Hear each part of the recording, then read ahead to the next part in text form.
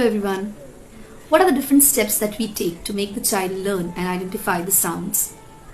Number one, we make them know the sound of the letter.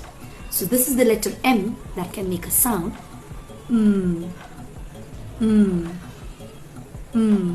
two, we try to bring the letter sound to an action like as in you're rubbing your tummy. So you see something very delicious and you rub your tummy and say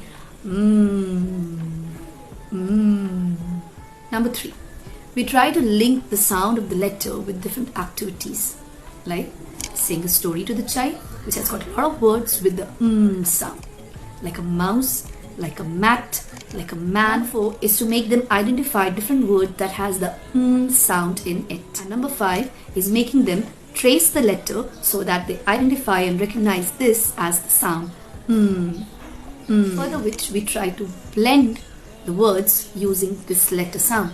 So am,